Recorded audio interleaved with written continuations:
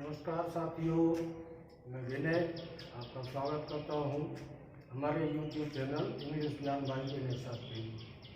जैसा कि आपको पूर्व विदित है कि हम लोग लगातार ट्रांसलेशन को स्टडी कर रहे हैं, हिंदी टू इंग्लिश और इंग्लिश टू हिंदी।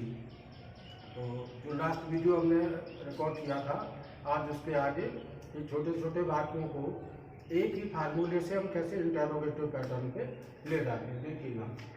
जैसे हमने आपको बताया था कि नॉर्मली हमारा फार्मूला होता है सब्जेक्ट, वर्ब, ऑब्जेक्ट और अदर वर्ड। क्या होता है? सब्जेक्ट, वर्ब, ऑब्जेक्ट और अदर वर्ड। अब इंटरोगेटिव एक ही बात आती है, भाई क्या भला है ये, थोड़ा समझ लेते हैं कि हम किसको कहेंगे इंटरोगेटिव ए। यहाँ पहले एक एग्जाम्पल लेंगे, फिर ऊपर थोड़ा सा काम करेंगे। क्या यह शर्ट गंदी है? ठीक है ना? क्या यह शर्ट गंदी है? आपने देखा कि मोस्टली हम जो सेंटेंस ले रहे थे उनसे एक परिवर्तन हुआ। इसमें क्या हुआ? आगे आ गया वर्ड क्या। इसको ध्यान में रखिएगा कि बिल्कुल नॉर्मल सेंटेंस है और जब वो क्या से शुरू होगा, या यूं कह लें कि अगर उसका पहला शब्द क्या होगा, जैसा कि यहाँ पे देख रहे हैं, तो फिर इस फार्मूले में हमें कितना परिवर्तन करना पड़ेगा। क्योंकि मैं लगातार आपको बोल रहा हूँ कि फार्मूला तो एक ही है, SVOOW, सब्जेक्ट है, वर्ब है, ऑब्जेक्ट है, अदर वर्ड है। तुम क्या करेंगे?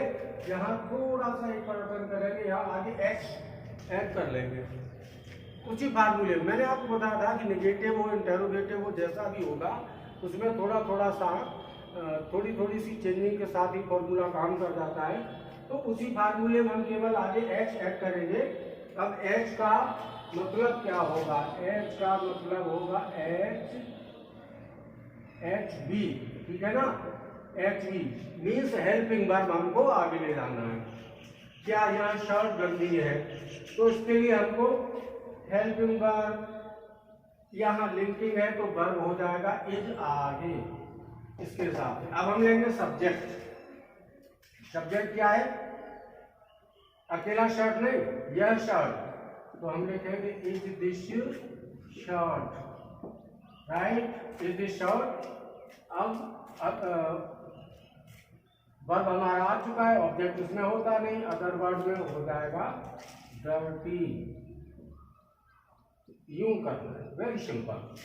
आगे हमने इज लगा दिया, फिर सब्जेक्ट लगा दिया, फिर शर्ट, और बाद में बचा गंदी, तो उसकी मीनिंग लगा दी डर्टी। इसी प्रकार से ये फर्स्ट था। और एक देख लेते हैं, क्या वह लड़का, क्या वह लड़का बीमार है? इस प्रकार का अगर हो तो क्या करेंगे? क्या वह लड़का बीमार है? क्या वह लड़का बीमार है? नॉर्मल में क्या होता बाकी कि वह लड़का बीमार है। अब इसमें आगे एक चेंजिंग हो गई है, आगे आ गया क्या। और किसी भी टेंस में अगर पहला शब्द हो क्या, तो आप उसमें क्या करोगे? H पहले लगा दो, माने हेल्पिंग वर्ब पहले लगा दो। सिर्फ फॉर्मूला आपका ज्यों का त्यों काम कर जाएगा। देखते हैं कैसे होगा। क्या वह लड़का बीमार है, यहाँ लगा देंगे इज, सब्जेक्ट लगा देंगे दैट बॉय। अब कितना बचा? ये भी हो गया, ये भी हो गया, क्या बचा? बीमार। इसका तो पहले ही हो गया बीमार, तो बीमार के लिए इल। बीमार के लिए हमें क्या लगाना है? केवल मीनिंग लगाना है इल। इज दैट बॉय इल? क्या वह लड़का बीमार है? तो आप देखेंगे कि कितने आराम से वही जो स्ट्रक्चर है हमारा, वही बेसिक फॉर्मूला है और वो काम कर जाता है ना? कोई ऐसा कॉम्प्लिकेशन नहीं है इसमें, कोई बहुत बड़ी भिन्नता नहीं है, कोई बहुत बड़ी कोप नहीं चलानी। बिल्कुल एक बेसिक फॉर्मूला, उसमें जरा जरा सी चेंजिंग करते हुए और हम आराम से वाक्यों को सॉल्व कर सकते हैं। अब हम देखेंगे यहाँ पर कि अगर तीसरा, क्या वे तुम्हारे मित्र हैं? क्या वे तुम्हारे मित्र हैं? अब यहाँ नॉर्मल सेंटेंस क्या होता है कि वे तुम्हारे मित्र हैं, वे तुम्हारे मित्र हैं, ये होता नॉर्मल सेंटेंस। अब हमारे पास यहाँ दिया गया कि क्या वे तुम्हारे मित्र हैं। आपको पता है कि इस जो मेन फॉर्मूला था उसमें केवल हमें ये एच की चेंजिंग हम कर रहे हैं, हम वर्ब को आगे ले जा रहे हैं का मतलब हम आर लगाएंगे आगे, आर दे, सब्जेक्ट हो गया, वर्ब हमारा आगे आ ही चुका है। अब यहां बचा तुम्हारे मित्र, योर फ्रेंड्स, लास्ट में जाके क्वेश्चन मार्क पुट अप करेंगे, सबसे लास्ट में क्वेश्चन मार्क। तो आर दे योर फ्रेंड्स। आपने देखा कि वही नॉर्मल प्रकार के जो सेंटेंस का स्ट्रक्चर होता है उसी में एक परिवर्तन अंग्रेजी में इंडिकेटेड है और वही हमने एक हिंदी से अंग्रेजी में बनाते हुए किया है।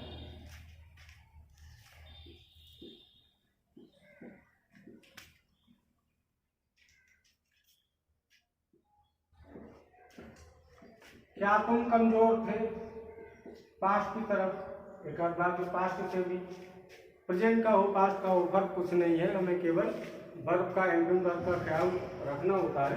तो क्या तुम कमजोर थे, तुम कमजोर थे, ये सेंटेंस होता नॉर्मल।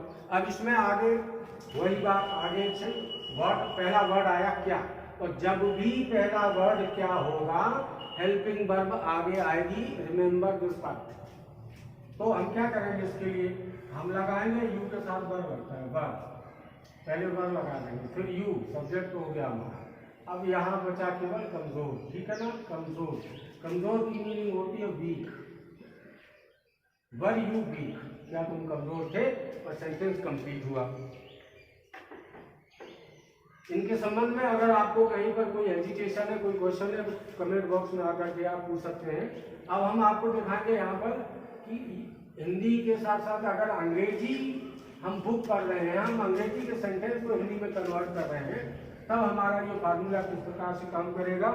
कल हमने आपको बताया था कि शुरुआत में थोड़ा मेहनत करनी पड़ेगी कि एक लाइन को हम 2 बार में क्लियर कर पाते हैं। पहले एक एक वर्ड की मीनिंग रखेंगे और उसके बाद हम पूरे सेंटेंस का जो करेक्ट मीनिंग का सेटअप है वो सेट कर देते हैं।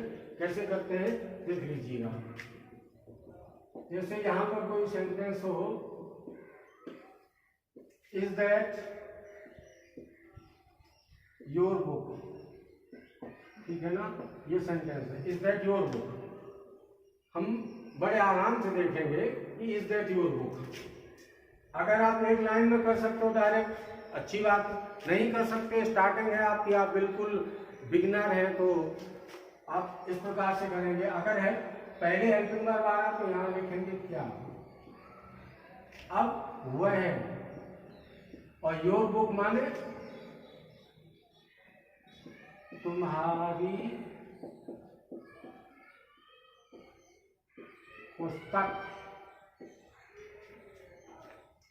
यहाँ थोड़ा सा क्या, और इसके अलावा इसकी मीनिंग और रहेगी, क्या है वह है तुम्हारी पुस्तक, क्या है वह तुम्हारी पुस्तक। अब इसको ठीक से सेट करेंगे तब क्या हो जाएगा, मीनिंग के हिसाब से बिल्कुल सही क्रम के लिए जाके सेट करेंगे। क्या वह है तुम्हारी, क्या वह है तुम्हारी पुस्तक को है, हो गया ना, क्या वह तुम्हारी पुस्तक है। आराम से इंग्लिश की हिंदी बन गई।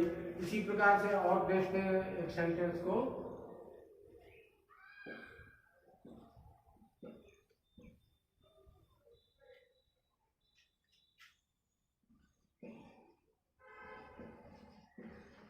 Are they players.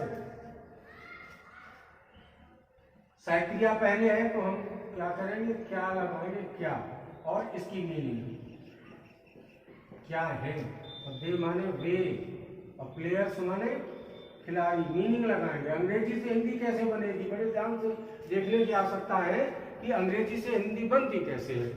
तो हमने जहां भी हेल्पिंग वर्ब आगे आ रहा है तो एक तो पता है कि क्या आगे लिखना है क्या, और दूसरा उसका मीनिंग भी तो लिखना है।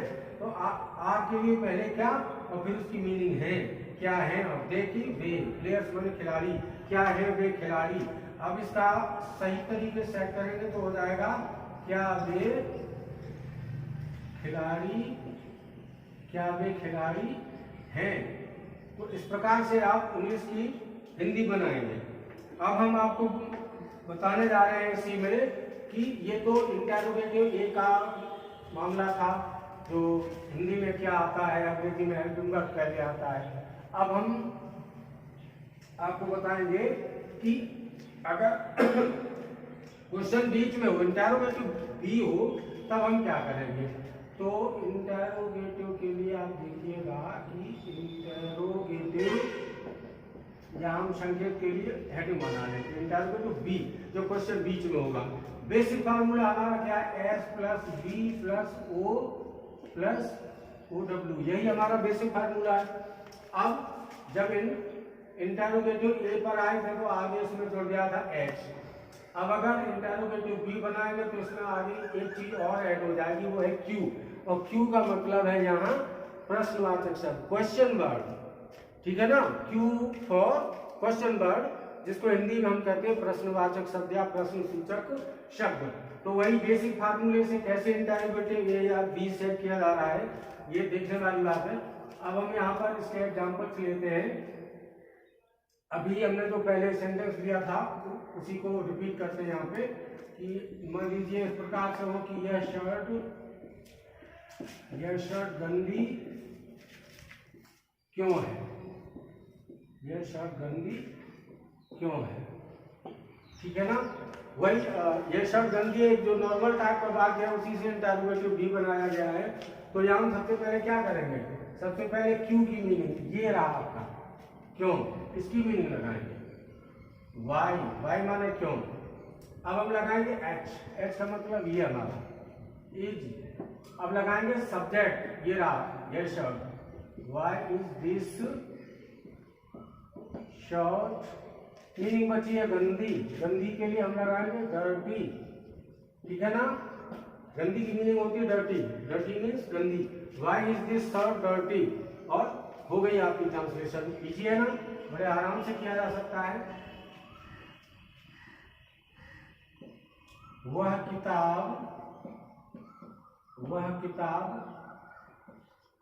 फटी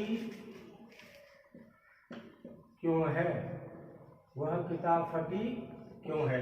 यहां भी हम यही करेंगे कि सबसे पहले हम क्यों की मीनिंग लगाएंगे, क्यों, इसकी मीनिंग लग जाएगी यहाँ पर, यहाँ आकर के वाई, फिर एच इज, फिर सब्जेक्ट हमारा वह किताब माने दैट बुक, ही बुक मत लिख देना, वो हम नेक्स्ट वीडियो में बताएंगे कि कहाँ पर ही, कहाँ पर सी और कहाँ पर दैट लगता है वही के लिए।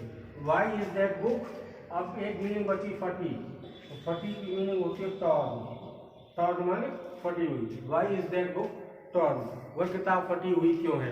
तो आज के इस वीडियो में आपने देखा कि हमने इंटेरोगेटिव ए और इंटेरोगेटिव बी, जो नॉर्मल टाइप के सेंटेंस है, जो हम पिछले 2-3 दिन से लेके चल रहे हैं, उन्हीं को हमें इंटेरोगेटिव के दोनों पैटर्न पर सेट करना आपको बताया। और उम्मीद है कि समझ में आया होगा। वीडियो को ध्यान से देखें, और अगर आपका कोई क्वेश्चन है, कोई प्रॉब्लम है, तो कमेंट बॉक्स में आकर कमेंट करें। अगली वीडियो में उसको सॉल्व कर दिया जाएगा शॉर्ट टाइम में। Thank you.